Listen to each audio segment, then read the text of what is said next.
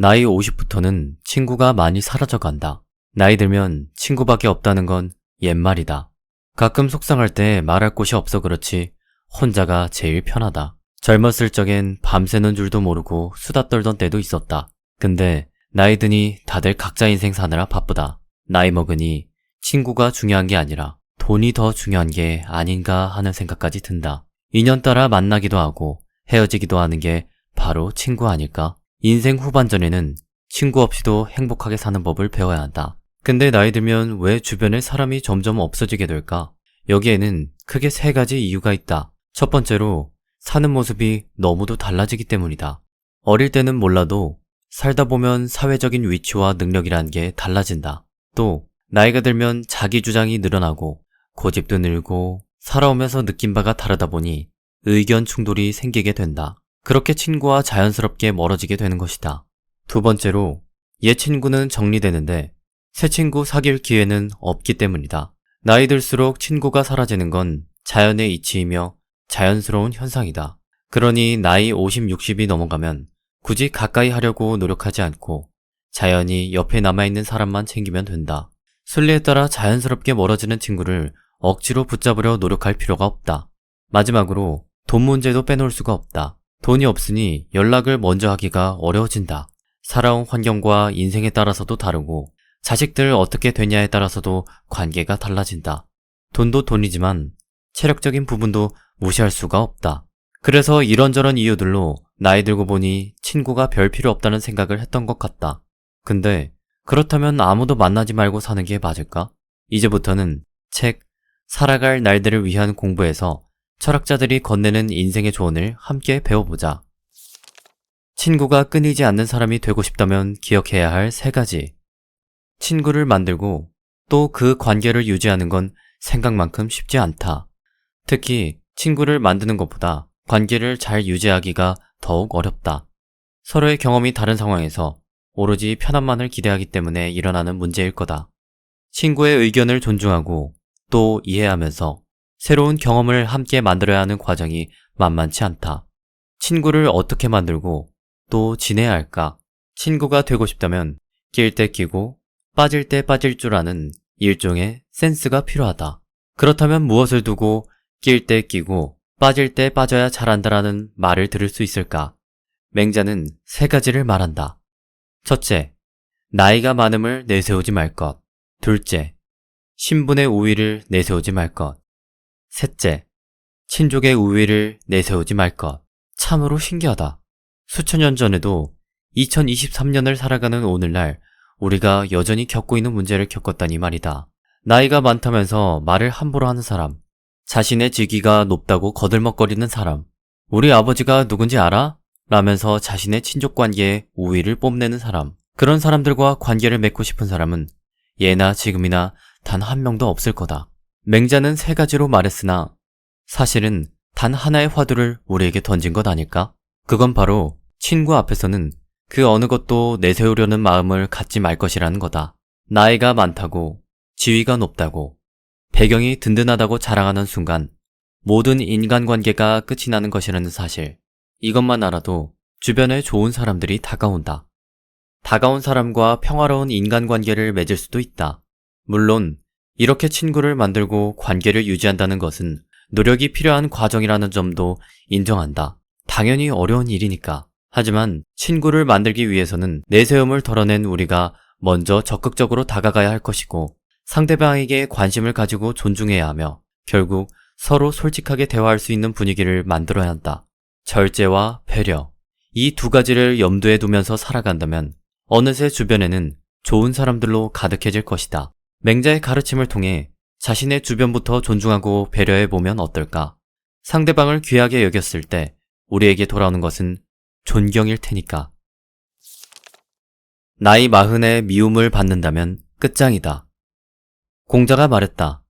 나이 40에 다른 사람의 미움을 받는다면 끝장이다. 직장에서 리더 역할을 하는 분들의 고민은 이렇다. 젊은 직원들에게 업무에 대해 말할 때 섣부른 지식이나 질책을 할 수 없어서 답답하다고. 말 한번 잘못했다간 바로 꼰대로 몰리기 때문이다. 학교도 마찬가지라고 한다. 선생님이 학생의 잘못을 지적하거나 가르치려면 많이 조심해야 한다는 거다. 왜냐고? 잘하려고 하다가 자칫 고발을 당할 수도 있으니까. 서로 조심해서 말하는 건 나쁘지 않다. 하지만 문제가 있다. 직장과 학교에서 벌어지는 이런 일들이 결국 사회적인 안전에도 나쁜 영향을 준다는 거다. 예를 들어보겠다. 지하철에서 누군가가 싸운다. 이때 우리가 할 일은 무엇일까? 과거라면 사람들이 나서서 말리려고 했겠으나 요즘에는 눈을 돌리거나 방관자가 되는 게 일반적이다. 괜히 개입했다가 잘못하면 봉변을 당할 수 있기 때문이다. 어쩌다 이렇게 된 걸까? 혹시 미움받을 용기가 실종되어서 아닐까? 하지만 미움받을 용기에 무작정 머물러서는 곤란하다. 미움을 받겠다라고 생각하며 일상의 모든 순간을 상대방에 맞서다 보면 돌아오는 건 존경 대신 회피 혹은 전쟁일 거다. 공자 역시 이를 경계했다. 마흔의 공자는 일종의 백수였다고 한다. 하지만 그는 자신을 되돌아보고 학문적 깊이를 더하며 제자를 양성함에 힘썼다. 그리고 마흔을 넘어 시대의 아이콘이 되었다. 나이가 들수록 지위가 높아질수록 허튼 유혹을 이겨낼 줄 알아야 한다. 상대방을 함부로 대해도 된다는 일종의 잘못된 미움받을 용기와의 결별이 필요하다. 마흔에 필요한 것은 권위를 내려놓을 용기와 스스로 불완전하다고 말할 수 있는 용기지 미움받을 용기는 아니다. 그렇다면 미움받지 않고 살아가는 방법은 무엇일까? 이에 대해 공자는 다음의 4가지를 미움받는 사례로 들고 있다. 첫째, 남의 악함을 말하는 자를 미워한다. 둘째, 밑에서 윗사람을 회방하는 자를 미워한다. 셋째, 용기만 있고 예의가 없는 자를 미워한다. 넷째, 융통성 없는 자를 미워한다. 상대방에 대해 잘 알지도 못하면서 스스로 지혜롭다고 여기며 상대방의 감추고 싶은 비밀까지 폭로하는 사람. 그래놓고는 왜? 나는 사실을 말했을 뿐인데? 라며 반문하는 융통성 제로의 사람. 상대방에 대해 기본적 예의도 없이 불순하고 교만하게 굴면서 스스로 용기가 있다고 여기는 사람 등 말만 들어도 짜증이 난다. 정말 최악의 인간상 아닐까? 이제 우리는 공자가 말한 미움받을 짓을 혹시 범하고 있는지 확인해 봐야 한다. 관계를 맺을 수 없다면 외로움을 택하라. 질문과 대답은 배움과 성장의 가장 중요한 소통 방법이다. 하지만 제대로 된 질문을 하고 제대로 된 답변을 했음에도 상대방의 질문과 답변 수준이 현격히 떨어진다면 어떻게 해야 할까? 순자의 대답은 냉정했다. 첫째, 질문하는데 예의가 없는 사람에게는 답변하지 말 것.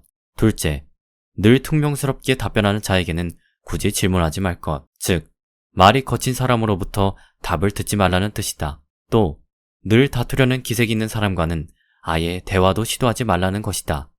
조용히 자기 일에 몰두하면서 살아가는 우리에게 힘을 주는 말이다. 특히 다수의 무례한 사람을 대해야 하는 사람들, 예를 들어 고객센터 등에서 근무하는 분들에게는 더욱 위로되는 말일 것이다. 순자에 의하면 그런 사람과는 거리를 두라 라고 권한다. 우리는 이제 누구와 말해야 할까? 누구로부터 배워야 할까? 배울 게 있는 사람과 대화해야 하고 배울 게 있는 사람으로부터 공부해야 한다. 그런 사람을 어떻게 구별할 수 있냐고? 순자의 말에 의지하면 된다. 얼굴빛이 부드럽지 않은 사람, 즉 예의 없는 질문을 하는 사람에게는 답변을 거부할 수 있어야 한다. 불쾌감을 참는 것만이 능사는 아닌 것이다. 물론 상대방의 답변이 퉁명스럽다고 무조건 그것을 거부하라는 것은 아니다. 상대방의 퉁명스러운 말이 혹시 내 실수 때문이라면 사과한 후 더 자세하고 친절하게 대답해 주는 것이 좋고, 잘 모르겠다면 상대방에게 더 자세히 설명하거나 다시 질문해 보는 것이 좋다. 예의와 존중을 기반으로 하면서도 대화를 지속하는 방법을 찾는 것, 이것이 우리에게 주어진 과제다. 이렇게 노력했음에도 거칠고 험한 말을 쏟아내는 사람이 있다면 그냥 놔두고 피해야 한다. 굳이 함께 말을 할 이유가 없다. 예의 없는 사람, 퉁명스러운 사람, 거친 사람, 그리고 다투려고만 하는 사람과 말을 섞을 이유는 없다는 순자의 말처럼 우리도 할 이유가 없는 말은 하지 않아야 한다. 관계를 맺을 수 없는 사람과 대화를 시도하는 것은 자신을 파괴하는 행위다. 그때는 아예 관계 대신 외로움을 선택하는 것도 삶을 지키기 위한 현명한 길일 것이다. 남의 허물을 지적할 자격.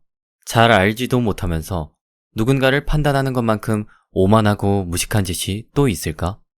상대방이 처한 특수한 환경을 모른 채 함부로 판단을 내리는 것. 그것은 하지 않음의 틀에서 절대적으로 없애야 할 악습이다. 우리의 관계는 어떠한가? 적당한 거리를 둔 채 편안한 관계를 유지하고 있나? 사랑은 질려서 죽는다라는 말이 있다. 혹시 누군가를 함부로 판단하고 평가하며 규정하는 것에 익숙하다면 아무리 상대방이 사랑하는 사람이라도 질식시켜 죽게 만들 수 있음을 기억해야 한다. 맹자는 특히 우리의 말과 행동이 타인에게 어떻게 받아들여질 것인지에 대해 돌아보라고 권한다. 사실 말과 행동은 참 어렵다. 실제로 커뮤니케이션 전달 과정을 연구한 한 학자에 의하면 말하는 사람은 자신의 의사를 50% 정도만 표현하고 듣는 사람은 말하는 사람의 의사 중 30%만 이해한다고 했으니까. 결국 듣는 사람은 말하는 사람의 의도 중 고작 15%에 대해서만 이해하는 셈이니 말하는 사람이 10가지를 말해도 듣는 사람은 간신히 한두 개 정도만 알아듣는다는 셈이다. 하지만 한두 개만 알아듣고 나머지는 알아듣지 못한 채 끝나면 사실 다행 아닌가? 나머지 8개의 말이 상대방에게 불쾌감을 주는 경우가 얼마나 흔한가? 자신을 거울 삼지 말고 주변을 거울 삼아야 하는 이유. 거울이 아니라 사람을 통해 자신을 바라보는 건 일종의 겸손이라고 생각한다. 우리가 살아가는 세상과 화해하며 잘 지내려고 한다면 이제 사람에게 자신의 모습을 비춰볼 수 있어야 한다. 사람을 통해 자신의 모습을 바라볼 수 있어야 거기에서 자기의 장단점을 객관적으로 알 수 있다. 모든 사람은 자기 중심적이고 자신의 판단을 신뢰하며 진리라고 믿으려 한다. 자신의 신념과 일치하는 정보는 받아들이지만 그렇지 않은 정보나 타인의 가치관은 무시하는 확증 편향을 지니는 경우가 대부분이다. 그렇게 자기는 물론 세상과 불화를 일으키면서 매일 불필요한 싸움을 한다. 이때 필요한 것은 나를 바라보는 누군가를 잘 지켜보는 일이 아닐까. 주변 사람에게 나 자신을 비춰볼 수 있어야 한다. 묵자 역시 자신을 비춰보는 도구는 물보다는 사람이 더 유익하다고 하지 않았던가. 바삐 출근길에 나섰다가 거울을 보고 서둘러 옷 매무새를 고치는 것처럼 바삐 살다가 우리 주변의 사람을 거울로 삼아 불행을 고쳐야 한다. 나의 쓸모가 없어진 것 같은 느낌이 들었다면 묵자의 말에 귀를 기울여 보면 좋겠다. 움켜쥐고 놓지 않으려 하다가 통째로 잃는다. 생각해보면 젊음은 찰나인 것 같다. 18, 20살이었던 때가 어제 같은데 훌쩍 30과 40을 지나 50을 만나고 나니 더욱 그러하다. 하지만 지금 생각해보면 바로 그때가 내리막의 시작이었음을 이제야 비로소 깨닫는다. 영원한 왕자는 없으며 외형의 화려함 역시 오래가지 못한다는 걸 그때는 잘 몰랐다. 우리는 공을 세우면 더 많은 공을 이루고 싶고 이룬 것을 바탕으로 더 큰 이익을 얻으려고 하는 경우가 대부분이다. 그래서일까? 노자는 도덕경에서 이를 경계했던 것 같다.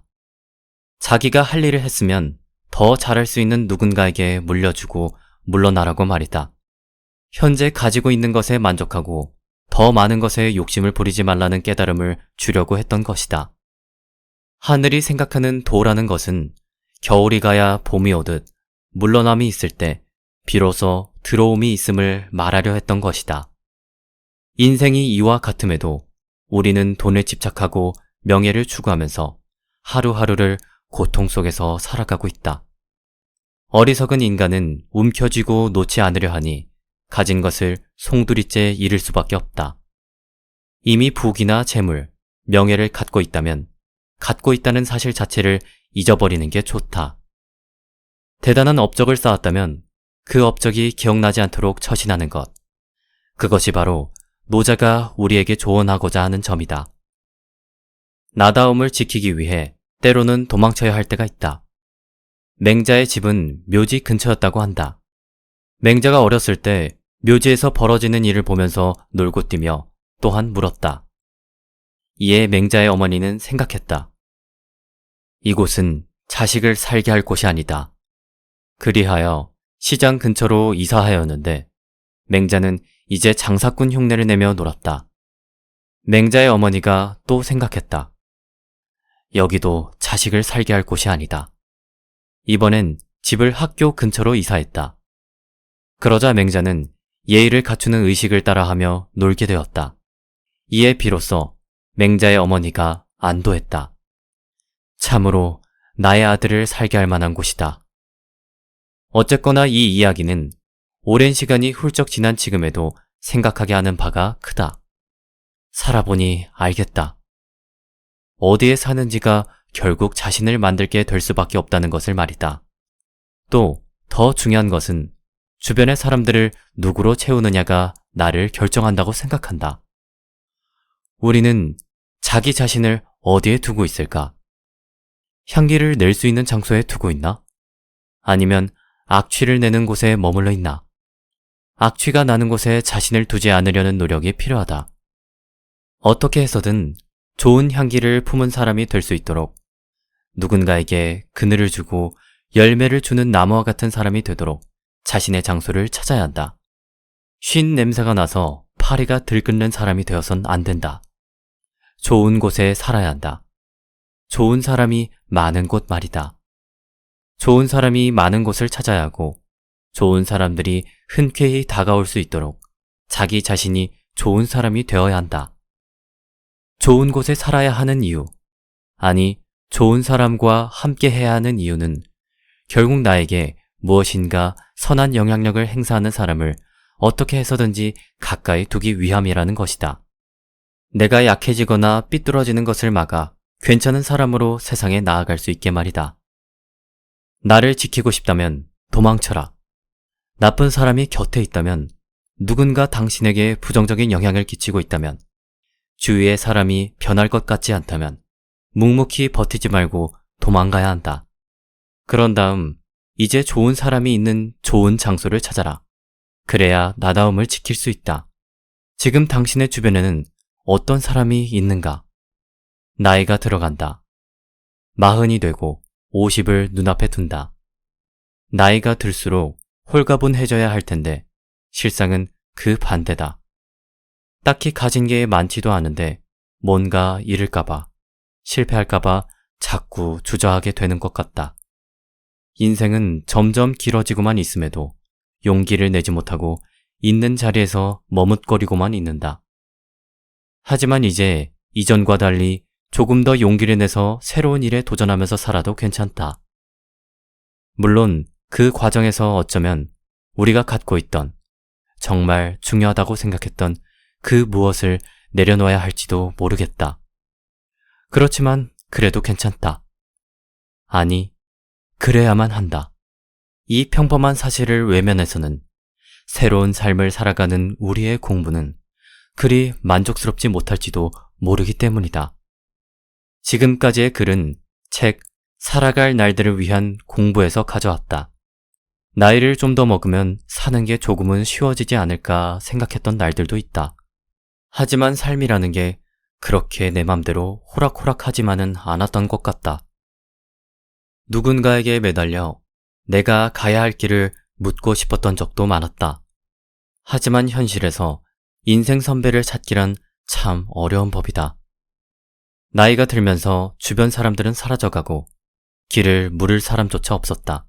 그래서 우리보다 훨씬 오래전의 삶을 살았던 철학자들에게서 방법을 구하려 했다.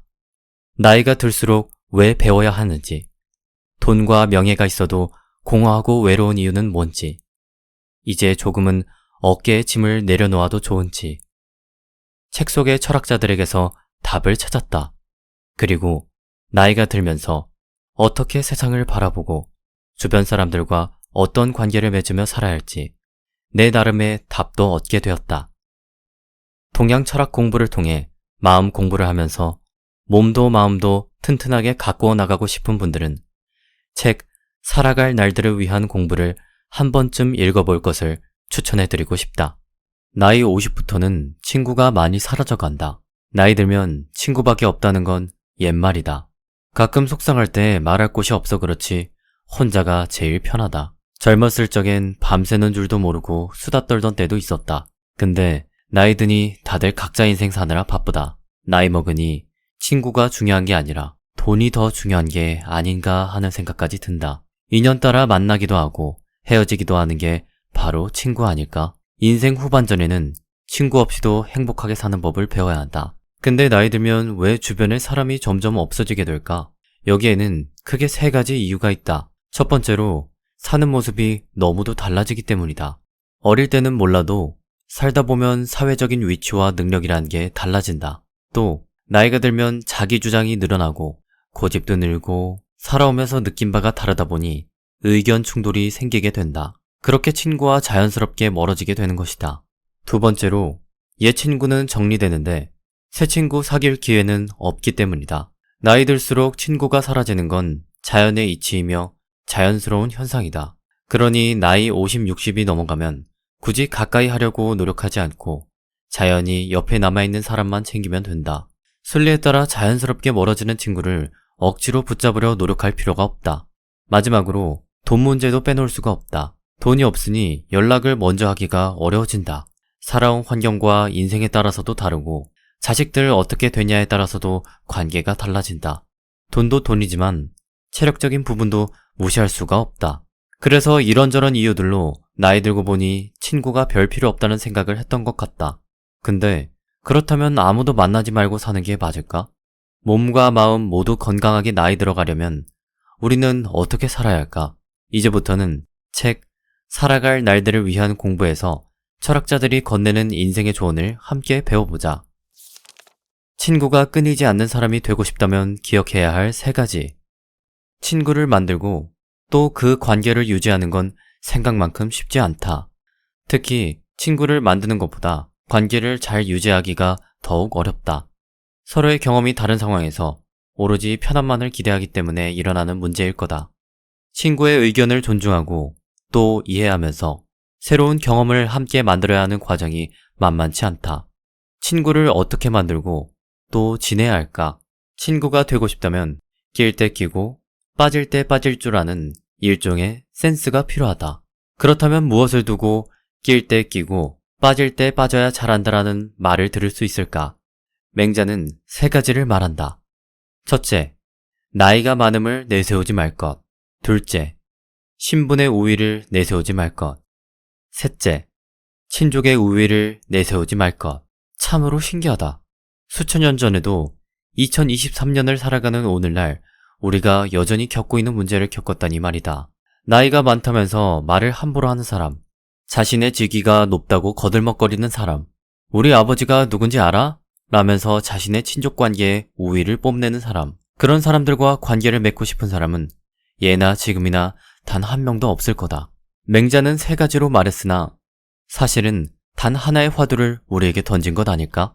그건 바로 친구 앞에서는 그 어느 것도 내세우려는 마음을 갖지 말 것이라는 거다.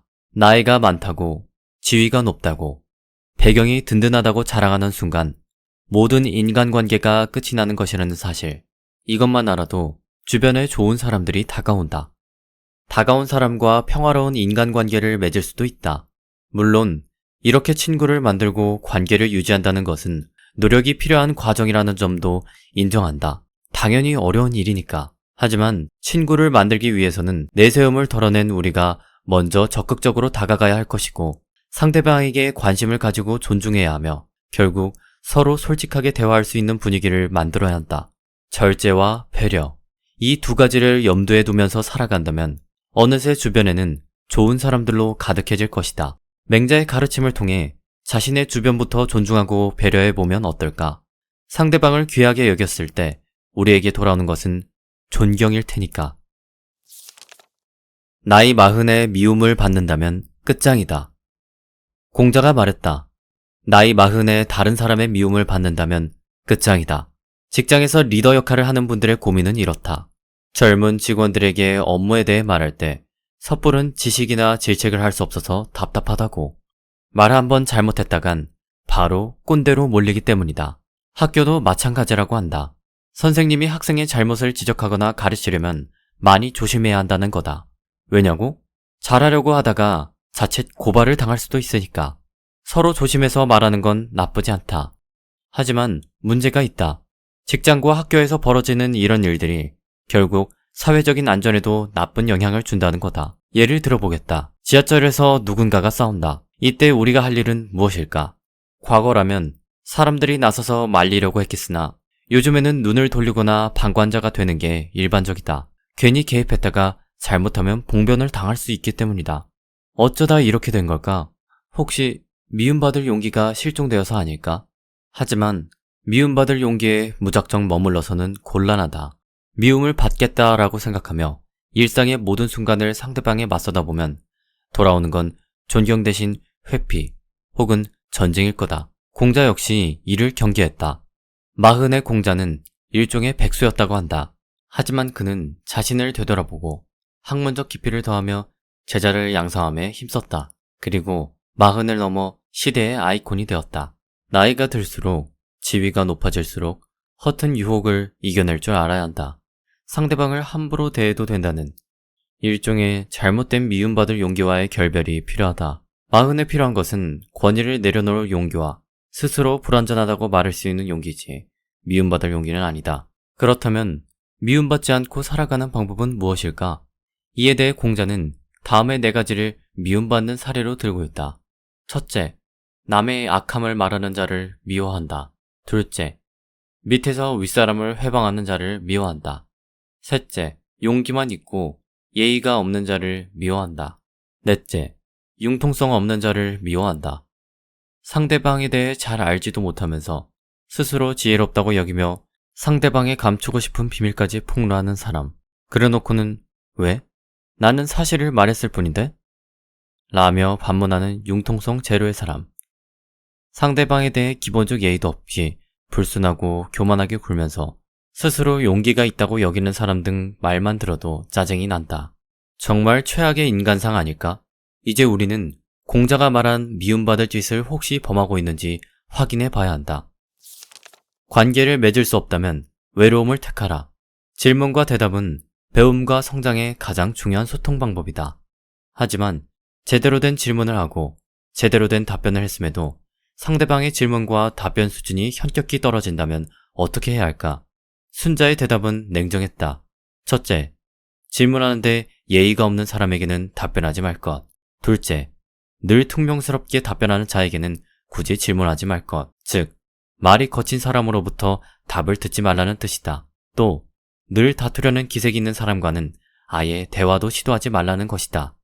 조용히 자기 일에 몰두하면서 살아가는 우리에게 힘을 주는 말이다. 특히 다수의 무례한 사람을 대해야 하는 사람들, 예를 들어 고객센터 등에서 근무하는 분들에게는 더욱 위로되는 말일 것이다. 순자에 의하면 그런 사람과는 거리를 두라 라고 권한다. 우리는 이제 누구와 말해야 할까? 누구로부터 배워야 할까?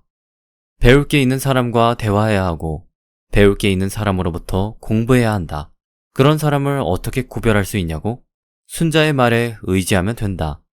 얼굴빛이 부드럽지 않은 사람, 즉 예의 없는 질문을 하는 사람에게는 답변을 거부할 수 있어야 한다. 불쾌감을 참는 것만이 능사는 아닌 것이다. 물론 상대방의 답변이 퉁명스럽다고 무조건 그것을 거부하라는 것은 아니다. 상대방의 퉁명스러운 말이 혹시 내 실수 때문이라면 사과한 후 더 자세하고 친절하게 대답해 주는 것이 좋고, 잘 모르겠다면 상대방에게 더 자세히 설명하거나 다시 질문해 보는 것이 좋다. 예의와 존중을 기반으로 하면서도 대화를 지속하는 방법을 찾는 것, 이것이 우리에게 주어진 과제다. 이렇게 노력했음에도 거칠고 험한 말을 쏟아내는 사람이 있다면 그냥 놔두고 피해야 한다. 굳이 함께 말을 할 이유가 없다. 예의 없는 사람, 퉁명스러운 사람, 거친 사람, 그리고 다투려고만 하는 사람과 말을 섞을 이유는 없다는 순자의 말처럼 우리도 할 이유가 없는 말은 하지 않아야 한다. 관계를 맺을 수 없는 사람과 대화를 시도하는 것은 자신을 파괴하는 행위다. 그때는 아예 관계 대신 외로움을 선택하는 것도 삶을 지키기 위한 현명한 길일 것이다. 남의 허물을 지적할 자격. 잘 알지도 못하면서 누군가를 판단하는 것만큼 오만하고 무식한 짓이 또 있을까? 상대방이 처한 특수한 환경을 모른 채 함부로 판단을 내리는 것. 그것은 하지 않음의 틀에서 절대적으로 없애야 할 악습이다. 우리의 관계는 어떠한가? 적당한 거리를 둔 채 편안한 관계를 유지하고 있나? 사랑은 질려서 죽는다라는 말이 있다. 혹시 누군가를 함부로 판단하고 평가하며 규정하는 것에 익숙하다면 아무리 상대방이 사랑하는 사람이라도 질식시켜 죽게 만들 수 있음을 기억해야 한다. 맹자는 특히 우리의 말과 행동이 타인에게 어떻게 받아들여질 것인지에 대해 돌아보라고 권한다. 사실 말과 행동은 참 어렵다. 실제로 커뮤니케이션 전달 과정을 연구한 한 학자에 의하면 말하는 사람은 자신의 의사를 50% 정도만 표현하고 듣는 사람은 말하는 사람의 의사 중 30%만 이해한다고 했으니까. 결국 듣는 사람은 말하는 사람의 의도 중 고작 15%에 대해서만 이해하는 셈이니 말하는 사람이 10가지를 말해도 듣는 사람은 간신히 한두 개 정도만 알아듣는다는 셈이다. 하지만 한두 개만 알아듣고 나머지는 알아듣지 못한 채 끝나면 사실 다행 아닌가? 나머지 8개의 말이 상대방에게 불쾌감을 주는 경우가 얼마나 흔한가? 자신을 거울 삼지 말고 주변을 거울 삼아야 하는 이유. 거울이 아니라 사람을 통해 자신을 바라보는 건 일종의 겸손이라고 생각한다. 우리가 살아가는 세상과 화해하며 잘 지내려고 한다면 이제 사람에게 자신의 모습을 비춰볼 수 있어야 한다. 사람을 통해 자신의 모습을 바라볼 수 있어야 거기에서 자기의 장단점을 객관적으로 알 수 있다. 모든 사람은 자기 중심적이고 자신의 판단을 신뢰하며 진리라고 믿으려 한다. 자신의 신념과 일치하는 정보는 받아들이지만 그렇지 않은 정보나 타인의 가치관은 무시하는 확증 편향을 지니는 경우가 대부분이다. 그렇게 자기는 물론 세상과 불화를 일으키면서 매일 불필요한 싸움을 한다. 이때 필요한 것은 나를 바라보는 누군가를 잘 지켜보는 일이 아닐까. 주변 사람에게 나 자신을 비춰볼 수 있어야 한다. 묵자 역시 자신을 비춰보는 도구는 물보다는 사람이 더 유익하다고 하지 않았던가. 바삐 출근길에 나섰다가 거울을 보고 서둘러 옷 매무새를 고치는 것처럼 바삐 살다가 우리 주변의 사람을 거울로 삼아 불행을 고쳐야 한다.